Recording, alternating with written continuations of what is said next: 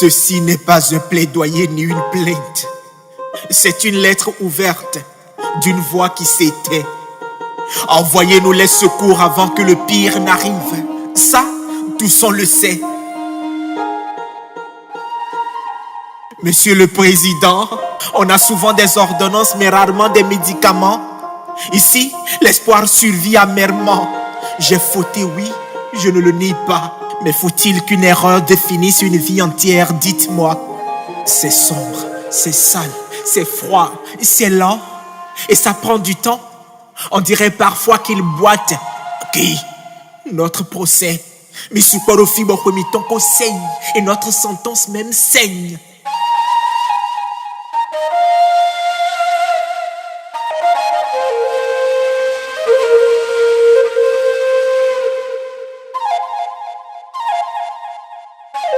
Je ne suis pas qu'un casier, pas juste une condamnation. Je suis un cœur cabossé qui cherche rédemption. Je suis père, frère, fils ou voisin d'en face.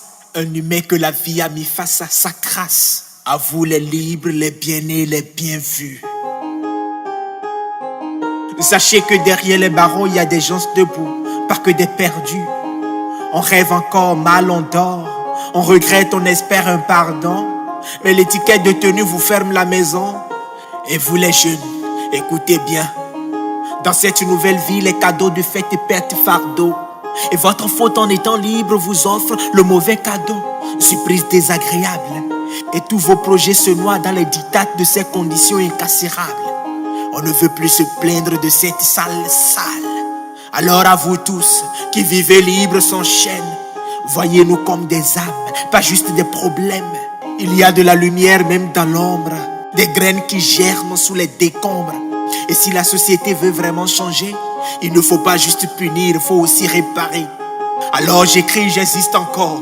Et depuis ma prison, je vous parle haut et fort. Pas pour qu'on m'aime ni qu'on m'oublie, mais pour qu'on se rappelle que même en prison, on reste des vies.